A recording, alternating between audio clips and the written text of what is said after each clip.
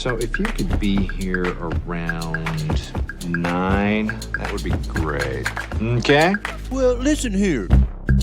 Hello, and welcome to 90 Day Fiance. Okay. I'm Mr. O, and today, Miss H and I will be discussing part 2 of the Season 8 tell-all of 90 Day Fiance. In this short episode, we hear Sara's side of the story from the platonic sleepover from last season. We learn that Tariq and Hazel's throuple situation was less exciting than promised, but mostly, everybody spends the episode bending over backwards to please Andrew. Since this is the last episode of the season, we will end the show with some class superlatives, and of course, our power rankings. If you like what you hear, please support us by subscribing and leaving a 5-star rating. We are also covering Before the 90 Days Season 1 on this channel. We are covering episodes 9 and 10 this week, and next week we'll cover episodes 11 and 12.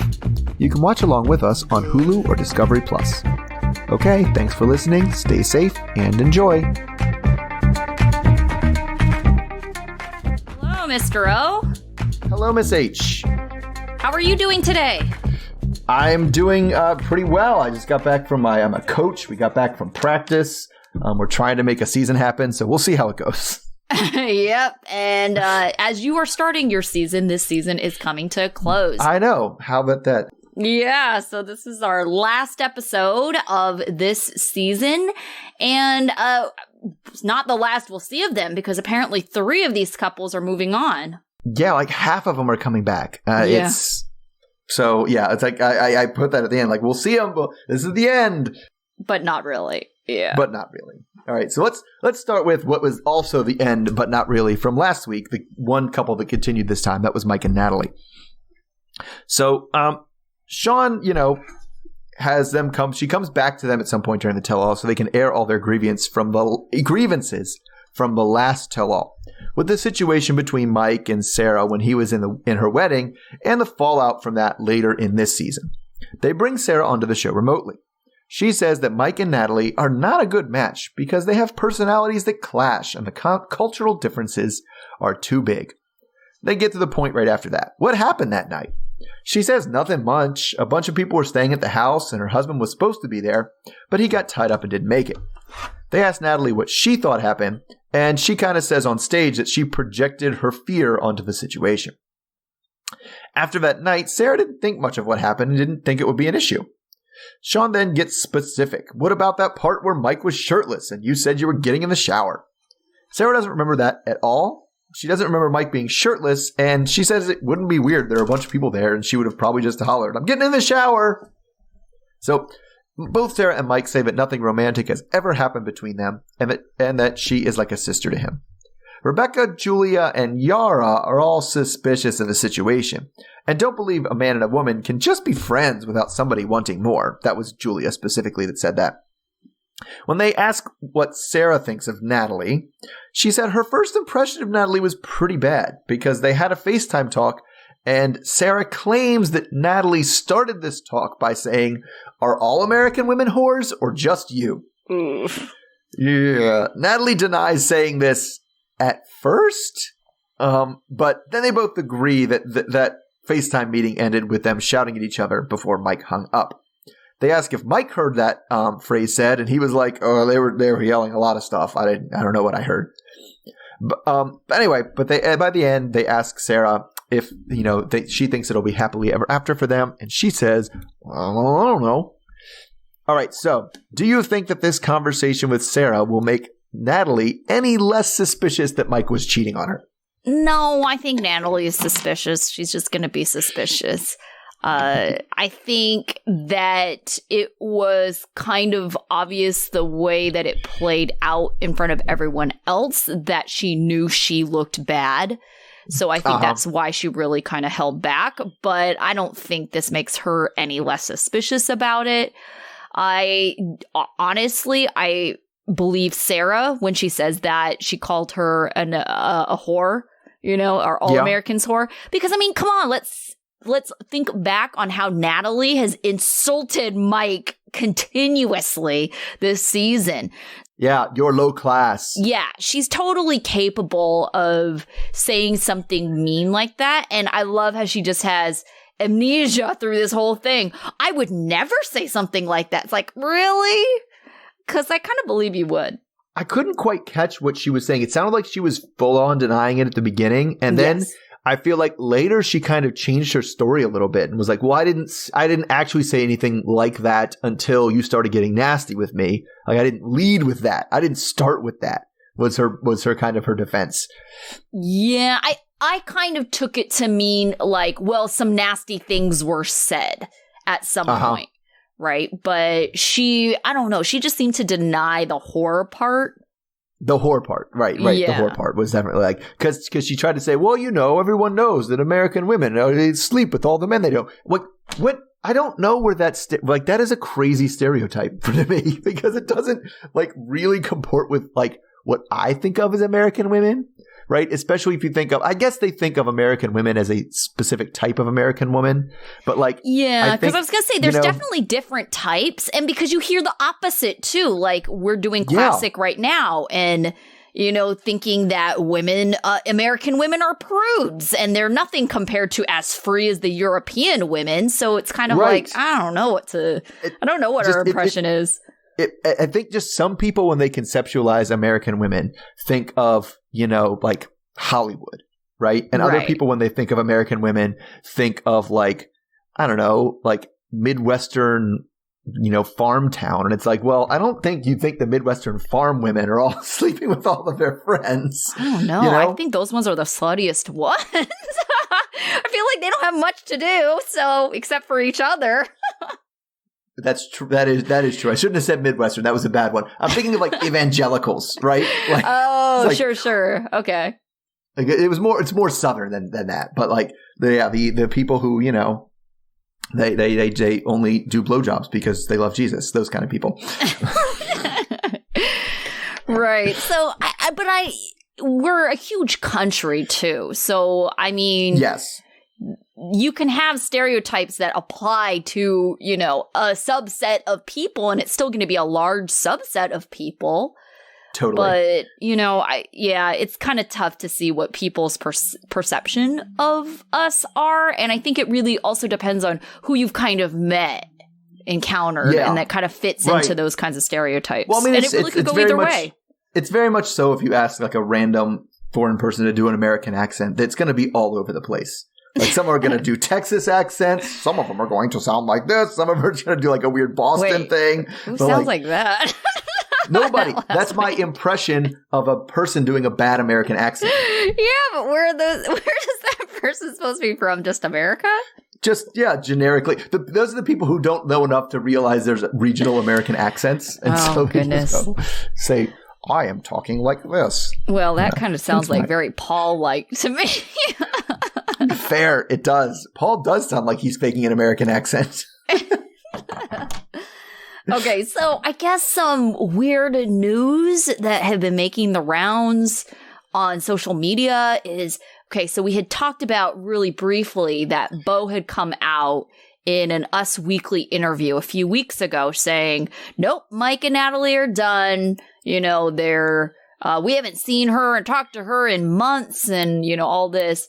And then I guess, people on Reddit, they're like, bless their souls, they're very much on top of everything. They notice everything. They notice that both Natalie and Mike are posting on their respective social media accounts and have both recently posted the same dog. And so people are speculating that they really must still be together. At least they're physically together, and they are filming HEA. So I don't know. I don't know. I don't.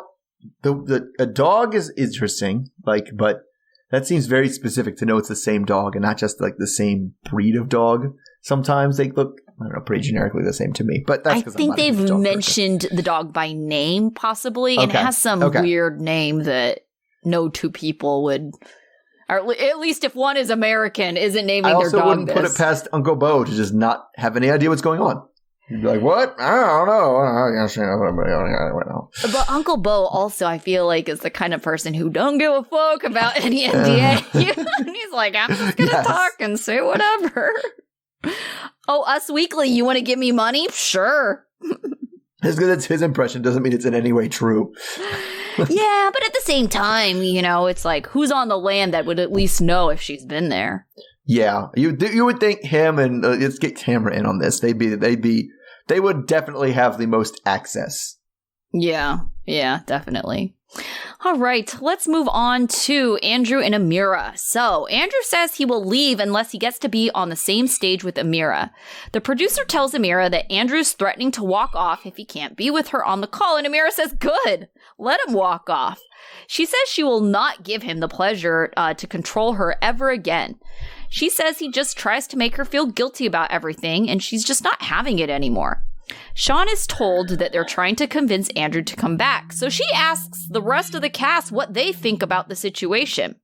Julia says she understands because everyone else has support and he's by himself. At first she said she was mad that he let Amira be in jail, but now she's sad seeing him because it's clear to her that he has a broken heart. Jovi says that seeing someone from a distance isn't a big deal. Rebecca then says she heard Andrew say that the only reason he came here was to talk to Amira, and she's bothered by the fact that he only came here to confront her, which to her seems off. And then Brandon and Yara nod their head in agreement. Andrew argues with the producers outside that how are either of them going to have any kind of consensus on what happened if they're not able to speak in the same forum. Amira is then brought on by herself. She starts by saying she's so stressed out and she really doesn't want to see Andrew. The last time she talked to him was when he asked for the ring back, and she went above and beyond, sending the ring and gifts for his entire family, but she got no response or thank you back. Producers then try to traumatize Amira further by showing her clips of her journey to Mexico. Amira recaps what we already know of how she was detained immediately, and they took her shoes and phone and put her in a prison cell, and she was there for 3 days and 2 nights. Yara, Jovi, and Brandon feel like it doesn't make sense what they did, while Rebecca throws up her hands and says, hey, it's Mexico. The cast agrees that it's bizarre that Andrew did not make any kind of attempt to message her during the 3 days, and then Jovi gets hung up on the fact that she said she barely had any message. So then the cast all says that they want to hear his side of the story. They then try to convince Amira to agree to let Andrew come on stage. Jovi says everyone else is upset, and Natalie begs her to give him a chance to say something because it would just be fair. Everyone then gangs up on Amira, and Andrew says that he refuses to go back at all unless Amira is there. Amira is insistent that she will have a panic attack. And then finally, Rebecca sticks up for her and says that she's figured out her words mean nothing to Andrew. Amira says she took a while to realize that she was in a toxic relationship, and she's scared that he will yell and scream at her. Julia isn't sure what to believe because Andrew seems like a nice guy, but Amira is clearly shaken. Andrew is stubborn and doesn't care about telling his side of the story, and he finally leaves. Amira tells us that she was trying to be a good teammate, which she definitely got that from Andrew, by going to Serbia. She then tells us that Andrew demanded she get pregnant as soon as she gets to America, or else he won't marry her. And he tells her all of this the night before her flight to the U.S. He then spent the rest of the night screaming at her to go back to France. Even after all that, she was still going to go to the U.S. Rebecca then says they had asked Andrew why Andrew and Amira weren't together, and Andrew blamed Amira and said it's because she didn't get on the flight. Rebecca connects the dots for us and says that Andrew only told part of the truth. Amira tells us that days later she saw him back on the dating site, and she only found out because she had his email on her phone, and she had received an email notification. Amira updates us and says she went back to dating, and she's with someone who is the love of her life, who coincidentally is also from the U.S. Oh, so American. Right, Yeah. as everybody laughs. Behind the scenes, Jovi expresses his skepticism at her side of the story. He says he's traveled a lot and people just don't get targeted and detained for no reason. They just don't, according to Jovi. They all conclude that they are both liars. Mike and Rebecca find it suspicious that she has already moved on. All right. So, I don't know. Like, okay. all of this. Do you think it's fair what producers did to Amira, basically subjecting the cast to pressuring her to try convince her to talk to Andrew? No, and I'm kind of upset at the cast for doing it. So this one always came up. This came up to me. I'm very curious as to what the cast had seen before this. Mm-hmm. Right? Because I feel like if the cast had seen everything we had seen, yeah, they wouldn't have been like, well, I got to hear his side of the story. They'd have been like, oh, he's a psycho. Like, and he's just being a huge baby right now. Like, you know what I'm saying? Like, especially those texts. Yes, especially if they saw the text that he sent, where it's like the counting down and the thing, and be like, oh, so, and then hearing him explain that as, oh, she didn't get on the plane. I just failed. I didn't do enough, right? And be like, no, you sent crazy text to her when she was right there and she didn't get on the plane. So yeah, I just feel like they didn't have even as much information as we did, and that kind of set it off, because I feel like you kind of would be like, if literally you just had this lady that you didn't even know who she was, and she was yelling and hollering about like, I got detained in Mexico, and it'd be like, this seems weird. Something seems off here. Yeah. I kind of might have that same reaction. Well, there was one extra piece that Amira brought to this that we had not heard before, that Andrew was demanding that she get pregnant as soon as she got there. And I feel like he did that because he was trying to exert control over her, because she had just said that she wasn't sure that she wanted to have kids. And so he's kind of like, well, maybe he was scared that, she would change her mind later. So he's saying, nope, you got to get pregnant now so I can guarantee, and I think also it really sickeningly is kind of a way to have control. Like, she's trapped there. She can't change her mind. You're stuck with that dude. Like, I mean, it's not, even if you're not trapped there or whatever, you are tied to that guy for the next 18 years or whatever when you have the kid. So it was definitely a lock it down type strategy from Andrew that was like, no, we have to do this now. It has to happen as soon as possible. Like, right. Or I'm not going to marry you. You'll just be kind of hanging out in the U.S. on this visa, and then it'll just expire. And that's a lot of pressure. You got to get pregnant in the first 3 months. Right. Yeah.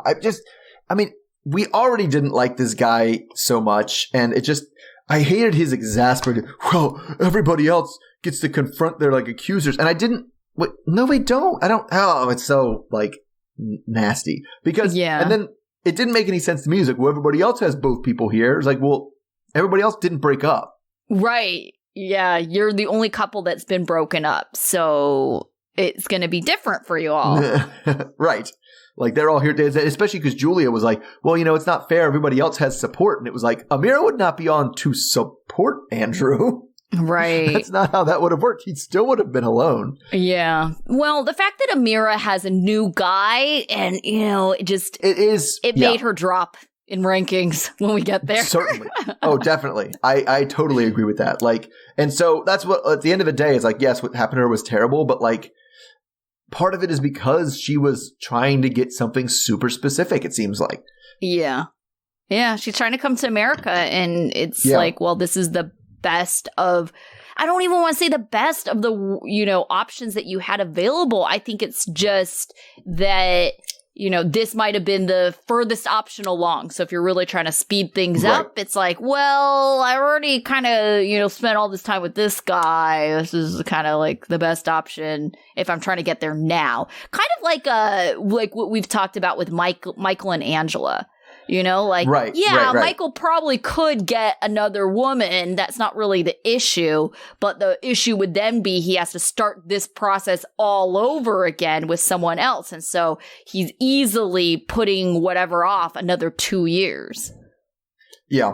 I mean, it just seems like they were both playing games with each other. They both thought they could get the upper hand, and they could, not necessarily manipulate, but, kind of drive the situation where they wanted it to be. She wanted to be in America, and she had this guy who looks wise, she's out of his league, so he'll probably do anything for me. And then he emotionally manipulates her to try to get what he wants. And it's just ugly. Yeah. Okay, Jovi, come on, white privilege. Like, that just so annoyed me when he said that. Like, people just don't get detained for no reason. They just don't. It's like, no, they do all the time, Jovi. You're crazy. Well, yes. Well, I mean, that and, like, even no reason. She gave him the reason. She said when she landed, why are you here? I'm here to see my boyfriend. Like, yeah, Jovi, go to customs and say that you're in the country for something illegal when they ask you, why are you here? And see if you get detained. Let's see it next time. Why are you here, Jovi? I'm smuggling drugs. Yeah. Oh. But without, like, trying to get too controversial, it reminds me of those people who, you know, who are just like, well, when black people get pulled over, like, if you're not breaking the law, everything's fine, you know? It's like, don't resist arrest. Corruption does exist. Even like Rebecca was like, hey, it's Mexico. Oh my God. Yeah, I just finished reading a book about Baltimore police corruption, and it's insane. Like, the things that were going on. And, like, because the other thing, too, when you talk about that, like, and that's something, you know, I didn't understand. It took me a long time to understand because I'm a white guy, is like, when you talk to black guys, like, you know, I've been driving for, you know, more than half of my life. I've been pulled over twice. Yeah. And, like, when I talk to my black friends, they're like, I get pulled over twice a year, like, at least. Like, what are you talking about? It's crazy. Yeah. Oh, okay. Didn't want to open that can of worms, so let's go ahead and move on. I know, it's all like anybody's thinking about right now, too. So yeah. All right. Yeah. So moving on to Tariq and Hazel. So Tariq and Hazel start, and they pretty much only talk about an update with the girlfriend situation. They don't have anything right now, but Hazel still wants one in the future. Julia becomes very confused here. Like, is that going to mean Tariq has 2 girlfriends? And Tariq says, no, I will have 1 wife. He tries to break down what's happening for everybody. He's like, let me lay it on the line for you guys. He said the 3-person relationship isn't just about sex, and sex isn't even a priority. To which Julia just makes a confused face. He explains that it's called polyamory, guys, and a lot of people, millions of people, do the same thing. Lots of people are put off by this, but none more than Zied, who just is like, this is not normal. Tariq says it's not actually his first rodeo in a polyamorous relationship, but it hasn't been a lifestyle for him. Hazel likes that it's not the first relationship like this because, you know, he'll know how to navigate things when they finally do find a girl. Everyone gets a good laugh about the situation, and then we transition to them about when they awkwardly called Minty halfway through the season. They bring Minty on the show. Tariq doesn't really defend why he texted her. He said he just made a stupid guy mistake. And Minty tries to explain what's going on, you know, just kind of saying the same thing she's always said. But it's hard to hear what she says because every time she talks, Hazel is just like, stop talking. I don't trust you. Nobody likes you. Shut up. Sean asked when the last time Minty had communicated with Tariq, and she says, well, we still communicate now, meaning today, the filming of the show. So Tariq tries to step in to clarify. After the blow-up, he started a group chat for that way if he had texted Minty for anything, Hazel would be able to see it. And they also talk about, which didn't actually explain why they texted that day, so I don't know what that was. But then everybody, pretty much the rest of the cast is like, you need to delete her number from your phone, man. And he says he doesn't want to do that, but, you know, because things are better now and they're friends, which Hazel doesn't agree with. And Hazel does not say that she's friends with Minty. So anyway, Hazel also makes a big deal about saying that Tariq had promised her earlier that he would delete the number, but he doesn't remember saying that.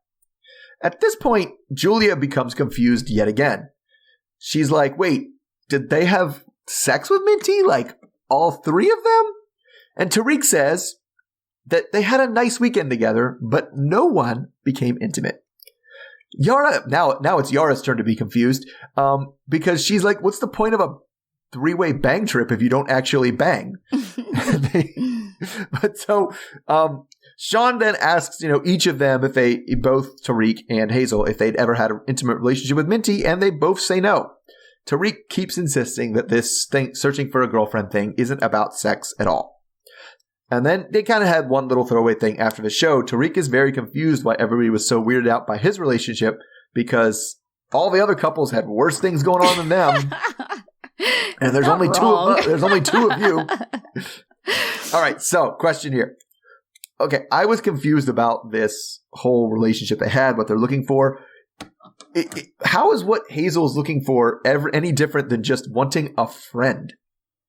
Well, yeah, when they talk about like the no sex part, yes, I feel like Tariq is kind of justifying it in his mind that way. We didn't hear Hazel say that. We heard Tariq say that.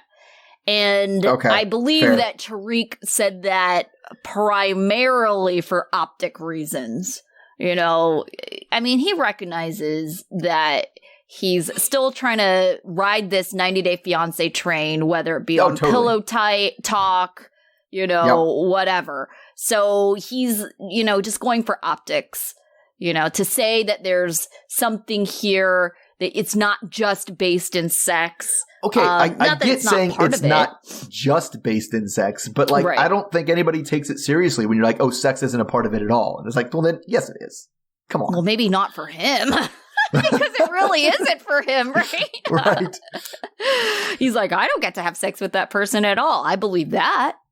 Yes, I believe. I guess maybe that's what Hazel wants. Because I guess you're right. I didn't necessarily catch that. At no point did Hazel say that she's not interested in having sex with a person they bring in. Yeah, Hazel. That's all she wants. She just only says that she didn't have sex with Minty, which makes sense because it was clearly Tariq that brought Minty into the fold and not Hazel's choice. Yeah.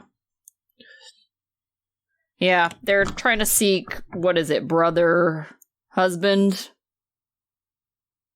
Would that be what you call it? No, it's more like it's like, I don't even know. Sorry. Yeah, because sister. Because it's the center of this would be it's like a sister partner, I guess. Yeah. Right? I have no idea, but it's still a wife. It's still a sister wife. It's just weird that it's a sister wife to Tariq and not a sister wife to Hazel. Right. Oh yeah, that's true. Yeah. So seeking sister wife, but Tariq gets nothing. Yeah, that sounds bad for them.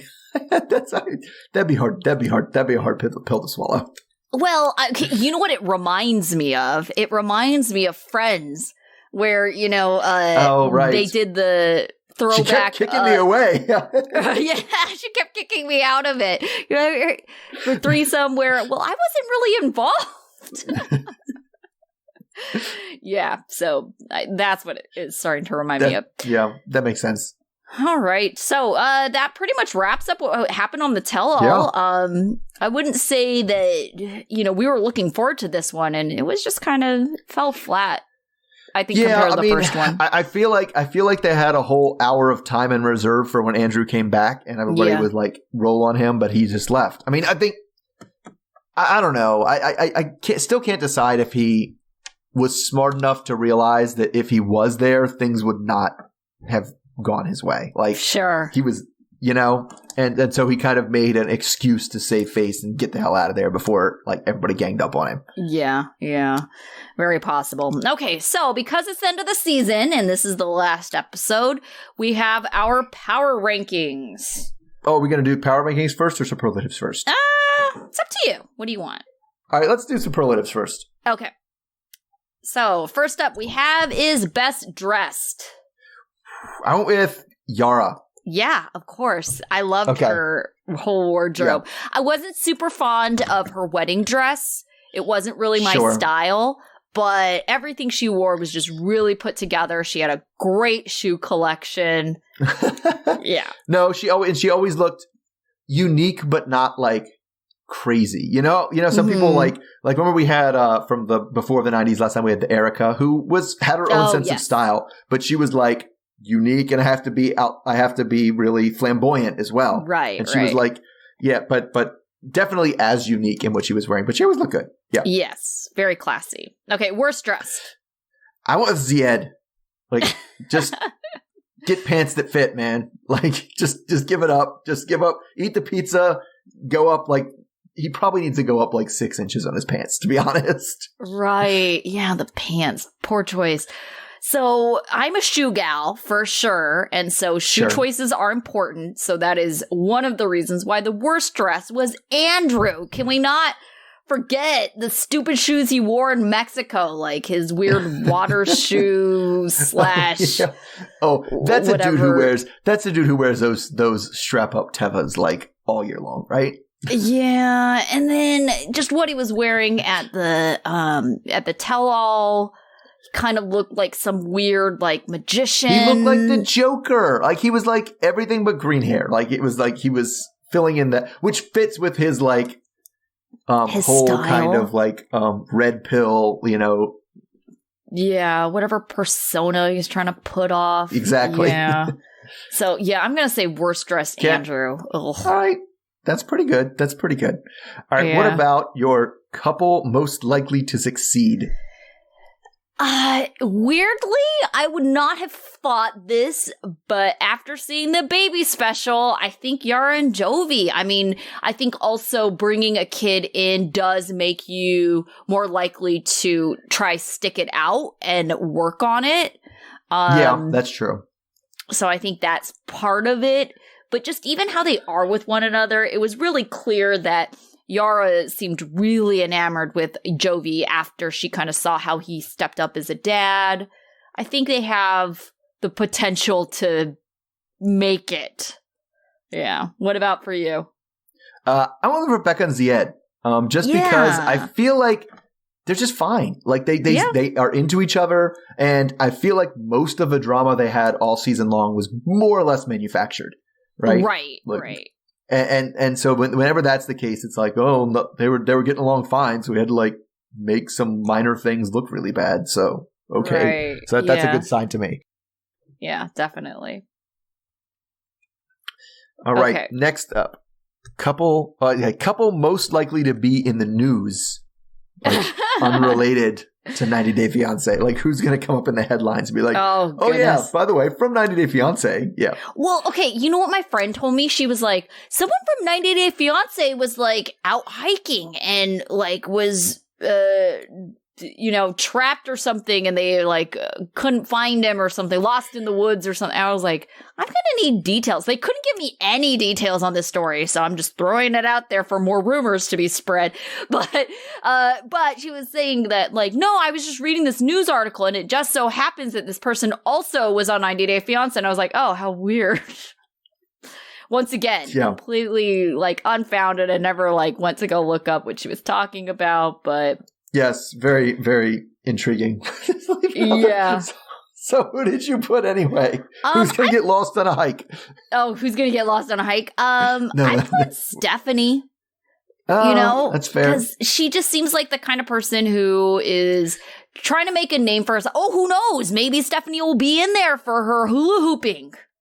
Oh, that's true. She does have a hula hooping thing coming up. Yeah, because she's trying to do things other than what's going on in this show, and she's kind of trying to fame whore it, so. Yeah. What about for you? So I put Andrew. I was imagining like local daycare shut down for safety violations. Like, so yeah, right. Because there's already been a bunch of stuff about him like using social media and like putting like the kids from the daycare like on his dating app and stuff like that. Yeah, It's like, that's like a lawsuit waiting to happen. Yeah, that's like teacher fired for impropriety. Like that just seems like we're going down there. We're going down that rabbit hole. Oh my goodness. All right, so I guess biggest social media whore? So here's my issue with that. Not issue. My personal issue is I don't have much of a social media I don't diet. pay too much of attention So I don't to their know social media. who doesn't eat much on social media, but so I went with Tariq because I feel like he's always out there and he keeps trying to make this Tarzell thing happen. Yeah. Okay, so I don't know. Maybe I'm completely wrong. I went off of who I hear, because I do Reddit, right? And Instagram, I used to keep up on it, but as you've seen from our Instagram, like we're not so good at social media. So, who do I see a lot of posts about, on Reddit about who, cast members, stuff like that. Right. Always hear stuff about Andrew. Andrew's always trying to filter, you know, and everyone's like, you don't look like that. So he's definitely trying to play the angles. He's just definitely trying to put his side of the story out there. Yeah, he's definitely always like, that's not what really happened. Yeah. Like those text-based Instagram posts that drive me crazy. Yeah. Okay. What about most likely to be arrested? So I had a very specific answer for a very specific reason for this one, and it's Jovi for DUI. Oh, interesting. Yeah. Okay. So, I mean, that's I was like, there's lots of things you get arrested for. That's one of them. I think he probably already has been arrested for that before, would be my guess. Yeah. Especially based on the amount of time we don't see him drive. I know, right? Well, maybe he's doing that because he doesn't want to get a DUI. Yeah. Possibly. Yeah. Well, I can only hope that he learned his lesson early in life and not by his own personal experience. Yes. Okay, True. I put most likely to be arrested, Natalie. She's the kind of person where it's like she gets the wrong kind of angry. Ooh. Yeah, I could see that. Like she's definitely the person that would slash your tires. Yes, that's what I was thinking. Yeah, definitely Carrie Underwood style on Mike's big truck. Oh God, that song drives me crazy. I was like, why is we pretending like this is okay? I hate that song. Anyway. Yeah. Oh, I can see it. That's a good one.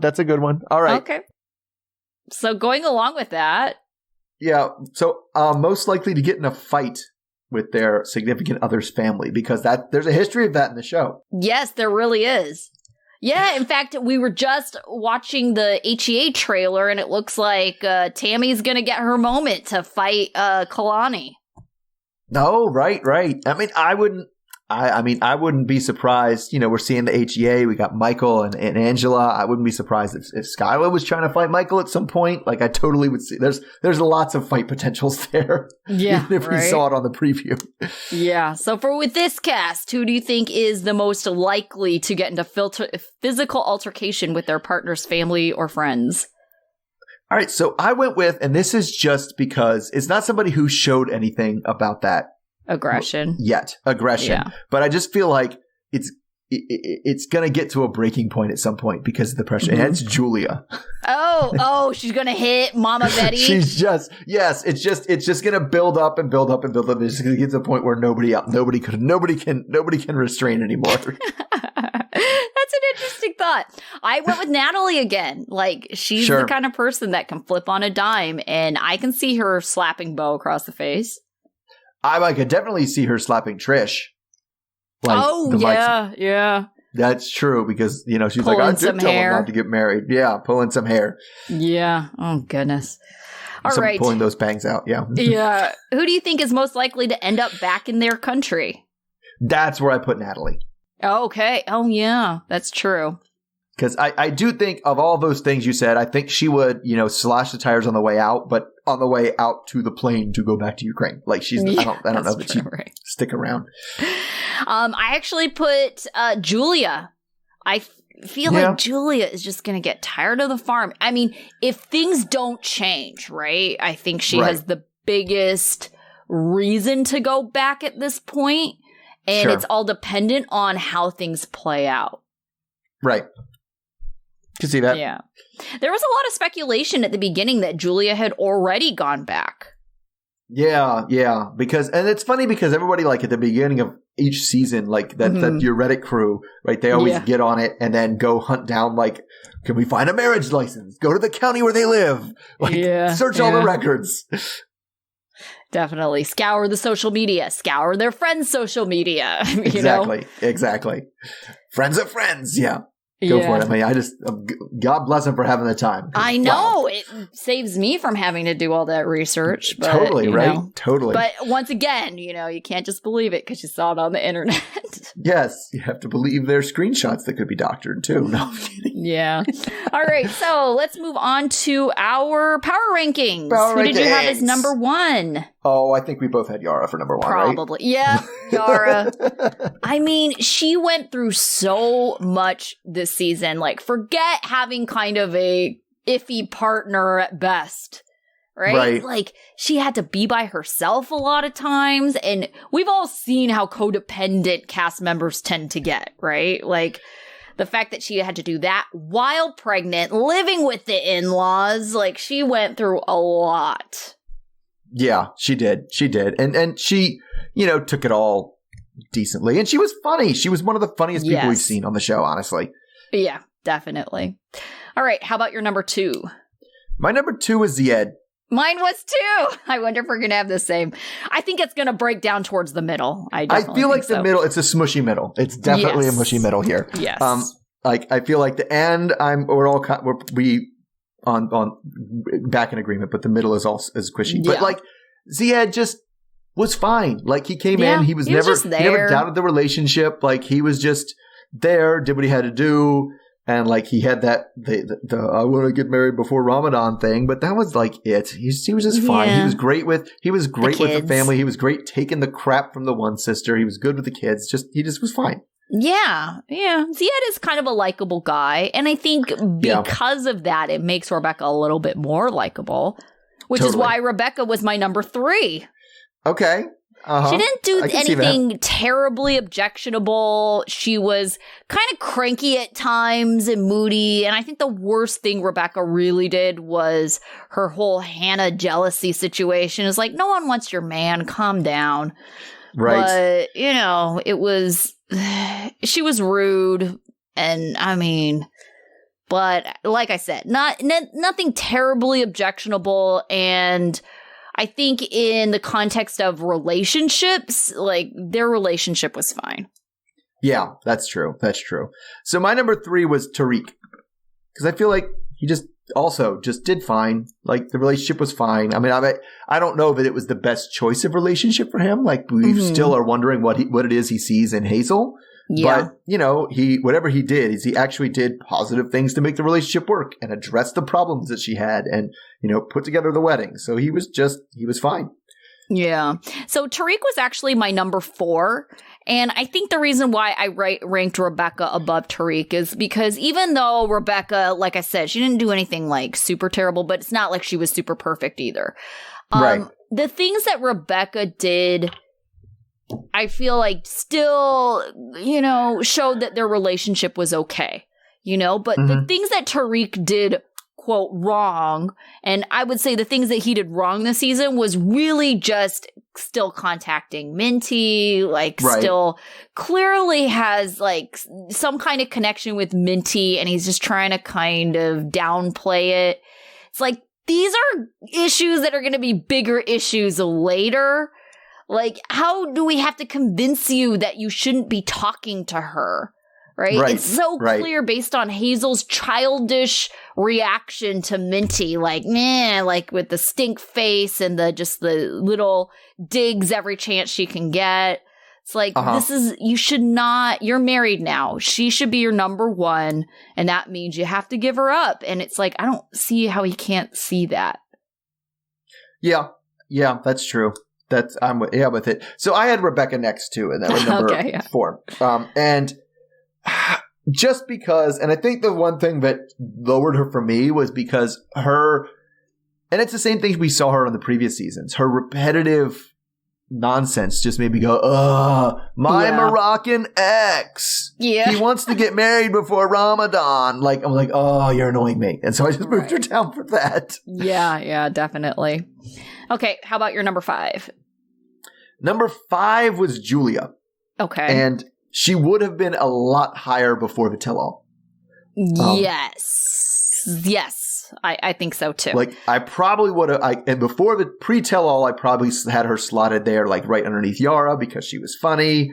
Like, she kind of, you know, did what had to be done, but kind of, you know, talked to her husband about it and that thing. But the tell-all, like, she was just, like, she stuck her nose in everybody's business, and she was like, I'm just confused. Why not go to gym club? Why not you're too fat? Like, I don't understand. Did you have sex with all of them? And like those things. It was like, just Julia. Like, keep it to yourself.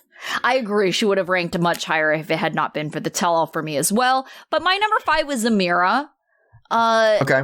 I think, and you know, I'll definitely kind of defend some of this towards the bottom too. Like, how much of the stupid things did you do were intentional or just out of ignorance, right? And so I feel like Amira, most of her dumb mistakes on the show were out of ignorance.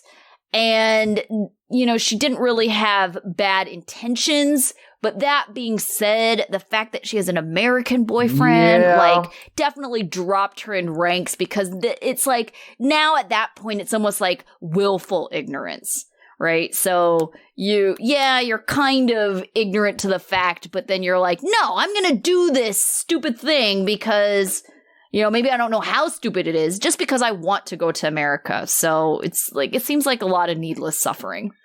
Yeah. So she definitely fell for me with the American boyfriend, but fell a bit lower than that.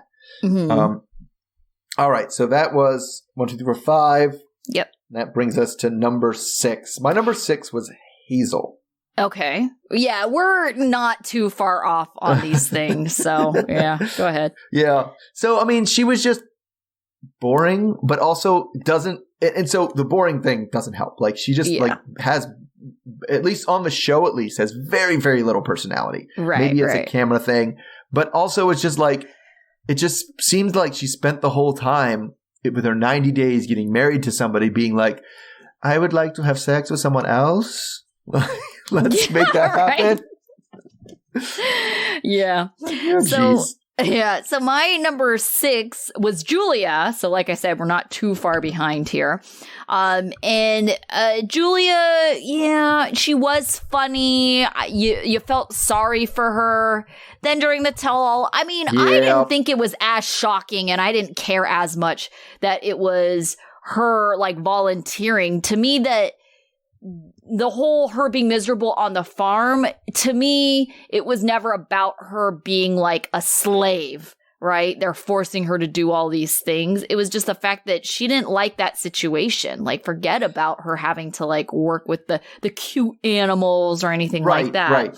Like, I get hear that. It's a situation where it's like, okay, I have two choices. I either clean up pig shit or I never see my husband. Like, and she's like, why are you like, and now everybody's like, well, you chose the pig shit. It's your choice. Like, you did it. Like, so, I mean, like, I didn't think that was such a bombshell like people were making it out to be. It was just kind of like, all right, that's just like the situation. But yes, I agree with you that the tell-all situation did not help her cause. Forget about what she said on there about, you know, her own situation. But she just, Yara called her out on it. She's like, your opinion sounds really judgmental. You know, it's sounding a lot like judgment. And yeah, it did. It sounded a lot like judgment. And every time you looked over at her, she had like stink face, like that judgmental stink face on. So it's just kind of like, oh, Julia, it's not a good look for you. So my number 7 was Hazel. And I think I came to the realization a few weeks ago that I really just don't like this person. Like, and not because she necessarily is doing such terrible things, but I just don't like her. She's, like you said, she's boring. She doesn't bring much to anything.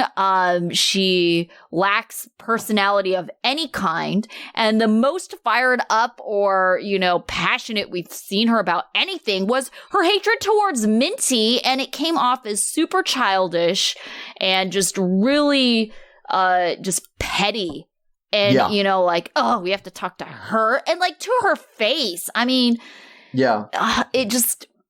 Yeah, it was Minty, if she was middle on this school list, call-outs. It was like when she was like, no one likes you. You don't have it. You're ugly. Like, just like, what is wrong with you? So I mean, but other people have been worse. But I would say personality-wise, even though I dislike some of the, like, for example, Jovi definitely ranks a lot lower than Hazel. But if you were to say, hey, you're gonna go out drinking tonight, who do you want to go with, Hazel? I'm going with Jovi. Definitely. Yeah, like, I'm not hanging out with Hazel. Hazel's a wet blanket. No, thank you. Yo, totally. Absolutely. Yeah, wet blanket's the perfect way to put it. Yeah. All right, so my number 7, and I will admit this is probably higher than most people would have this person. My number 7 is Brandon. Okay. Not too far off me. Yeah, because, I mean, okay, so I definitely feel like he got a lot of points back on the tell-all when he was like, I had places picked out that she didn't want to live. Yes, definitely. Right? Yeah. Right? Because it was all this, I honestly do think he got a pretty bad edit. in terms of not standing up to his parents, because he actually did stand up to his parents most of the time. It's just they, when she said, well, I want to move out, he was like, we're going to move out. And then she was like, well, maybe we can sleep in the same bedroom. Like, he did manage to like get her the things that she wanted from her parents, from his parents. And, he's kind of the childish, nonsense of weddings are women thing. So he moves down for that. But I definitely understand. And part of it's because I definitely see a lot of myself in him with the, with the thing of like, what can I say to keep this person happy right now? Yeah, and that's what I'm going to say. Like, I definitely sympathize with that a lot. Sure. So was that your number 8? That was my number 7. Oh, 7. Okay. What about your number 8? So my number 8 was Amira. Okay. I think that just some of the stuff she did was so confoundingly dumb. Yes. I thought it was like, this can't be out of ignorance. This has to be out of something else, because it's like she went to Serbia after one person in the entire world told her to go to Serbia. Everybody else in the world said, oh, don't do that shit. That's dumb. And did she go? Sure, she went. Right. And it's that. And I just get the impression that she's not all that I wouldn't say put together. She's pretty dumb. Like, and admittedly, part of that comes from the fact that she talks really slow. Right. And I thought it was, at first I was like, oh, maybe it's an English translation thing, but we heard her talk to people in French, and she talks really slow in French too. And it just kind of makes me think like, but does she understand what's going on? What's happening here? Well, I mean, I definitely feel like she's not making good life decisions all around. And I mean, choosing Andrew as a partner is one of those decisions. But I mean, like, you're going to quit school to like be with him? Like, why can't you wait? That to me was and of course she went way down, like you said, as soon as it was like, well, I have another American boyfriend already. And it's like, oh, so that definitely made it seem like everything she did wasn't necessarily all because she was being manipulated by Andrew, but she really wanted to get to America by any means necessary. Yeah, I agree with that. All right. So my number 8 was, and I think this is just because of the minimal data points, not because I think this person is really great, but I just put Ryan. Yeah. It's like, Ryan was... The one thing I will say positive about Ryan is he wasn't just trying to take her money, as much of it as he ended up getting, right? So Stephanie had set up the job thing because he wanted to feel like he was earning his own money. But at the same time, he's still accepting all the gifts that she's giving him. So, and excited about all the gifts he's getting. So. And was he using her? Yeah. But like I said, limited data points kind of puts him in the middle of my list. Sure. I mean, yeah, we'll talk about him when I get to mine. So that was your 8? Yeah. Okay. So my 9 is Natalie. Okay. Because she was in a bad situation. I felt really bad for her when Mike canceled the wedding and she was in that crying thing. But before that, she was nasty as hell. Oh, yeah, to Mike, definitely. The whole season. Accusing him of cheating. Where's my ring? Where's my ring? Where's my ring? Like, all the time. And that thing, it was just, she was not a pleasant person at all. And she's, it's like, and I feel like she would have been better served for that to have been called off before they got to the morning of the wedding. Right. Yeah. Okay. So my number 9 was Brandon. The thing with Brandon is I think he genuinely cares about all of these people. He genuinely cares about Julia. He genuinely cares about his parents. And so he really is just trying to make everybody else happy. But he goes about it in a really stupid way. And I do get frustrated with how he doesn't take things seriously. He tries to That's true. Yeah. play everything off as a joke. But in terms of, did he do anything malicious or intentional against anyone? No. If anything, he was just kind of a boring lump sometimes. Well, I shouldn't say boring, more like useless lump sometimes. Yeah, that's fair. Especially when it came to the wedding planning. But, he just is like, whatever. You all figure it out. I just don't really care. There was a lot of apathy there, but nothing that was malicious. So Yeah, that's how he ended up on the lower half of my list, but still on the upper end of the lower half. Right, the upper end of a lower, but before the true garbage comes up. Yes. All right, so that brings us to 10. We're getting down to the bottom. Yep. My 10 is Jovi. Okay. And he's higher. He's as high as he is because of the face he saved in the baby special. Mm-hmm. But then you have to remember everything that happened before the baby special and his lack of even being aware that she was around at all. Wait, you mean I have to change something about the way I live when I brought this fiance from another country? Right. I can't just go get shit-faced and hang out at the strip club anymore? I don't understand this. I won't abide by that. No. Yeah. All right. So my number 10 is Stephanie. Just stupid, mostly stupid. She never did anything to hurt anyone. She mostly just makes bad life decisions, trying to buy people, and that's not in a way that is hurtful, but it's also manipulative and it's not a good look or a good quality. So yeah, Stephanie's my number 10. Yeah, I actually had Stephanie at 11 because I just feel like the buying, you're right, it's not malicious, but it's dehumanizing.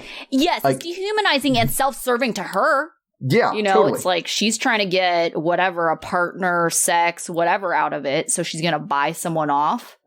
Yeah, and it's and that's the thing we talked about, a lot of times we talk about on these, okay, what are the actions? Did they harm other people? Yeah. And I feel like this kind of thing and toying with people's families, whether they'll be able to support their family or not, by the money you may or may not give them, that's damaging outside of yourself. Yeah, definitely. All right, so my number 11 was Natalie. So just how she was through this whole thing in terms of just like we said, nastiness. She said some nasty things to Mike. And I did feel really bad her situation. And this is why Mike is further down, is because Mike was a total asshole. He was a total dick this entire season. Yes. At the same time, it's he is very clearly being a dick to you. Why are you still going to choose to marry this guy? What is wrong with you? Right. She just has I don't know if it's, fear of missing out or just a thing, but she's just no, I have this, and I almost a fear I'll never get it again. If this doesn't work, it never will work. This is my last chance at love. She never actually says that, but she she treats Mike as if he is. Yeah. All right. Okay. So that was 11. My 12 is Mike. Mm-hmm. Because like you said, he was a dick the whole season. Yeah. Right? He kind of brought her here, had her at a nice hotel for one night, and then stuck her in wood. Right? And then basically seemed like he just tried to break up with her the whole time. He was how shitty can I act with you before you actually give up on this? And then, of course, did the whole wedding thing. So just, bad all around. Right. So my number 12 was Jovi. I mean, just alcoholic, and, just obnoxious, doesn't really care what she wanted, what she thought. It was good to see him kind of turn around with the kid when the baby was born and acting more fatherly. Maybe I should have ranked him a little bit higher, but I was really annoyed with his whole, people don't get detained. It just doesn't happen. It just, it's all the things that I dislike about Jovi, No, I mean, Jovi really definitely strikes you from his privileged, right? I mean, it's privileged, entitled, but it's also privileged. It's also, he's, it's that male thing going on. If he hears a story from a woman and a man, he's going to be like, I think that guy has a point there. Right. He's that kind of guy. So all of that, it just reinforces what I kind of already was annoyed about with Jovi. So it's kind of the tell-all, didn't really redeem you too much. The baby special kind of did, but, tell-all, it's kind of fair. So you're still kind of towards the bottom of my list. Okay. All right. Even his mom thought he was being a dick. I mean, come on. Yeah. Oh, yeah. He was a dick. She's so embarrassed. Yeah. You get the strip club and guys go to strip clubs. Like that's what guys who go to strip clubs think. Right. All right. What about your number 13? Are we on? My number 13 was Ryan. Okay. Because, like I said, limited data set. But if the one thing that we think he did was true, then that makes him bottom of the list. Like if he actually did stealth her like that, like she accused him of, then yeah, I don't really care what else he did. He's that's really, really shitty. Yeah, fair enough. All right. My number 13 was Mike. Total asshole, like trying to push her away from the very beginning. It didn't even seem like he liked her at all. It was really funny for Sara to come on and be like, they're just not matching personalities. Mike is a jokester. He's always so jovial and happy. It's like, this Mike from this season? Right, no, we have seen and it's not the first that. time we've heard that Mike is always crack. But he does crack jokes, and we've seen him crack jokes. Yeah, they're Natalie stupid. does not get them. Like, no. He says something. She's like, why did you say that? That was mean. He was like, it was a joke. And she's like, I don't understand when you're joking. Like, okay. I don't. So I get that she doesn't get it. When I hear his quote jokes, I just think they're stupid. It's like uncle jokes to the max. So it's just like 100%. Oh gosh, no, that's not my style of humor. But he's just mopey and terrible. And then if I have to hear, well, we just need to work on our relationship one more time, I think I will pull out all my hair. He is the king of like tautological answers. What do you need to do to work on this relationship? Well, I just think we need to work on the relationship a little bit more. Like he did the same thing like last time. It was like, why didn't you come together? Why did you and Natalie come separately? He's like, well, because we were in different places, in different vehicles, and we didn't come at the same time. He's like, yes, that's what arriving separately means, Mike. Move. Like, it's like, what specifically are you going to do to work on this relationship besides just say, work on the relationship? And that's the thing. I felt like Natalie was trying to get him to do specific things to work on the relationship.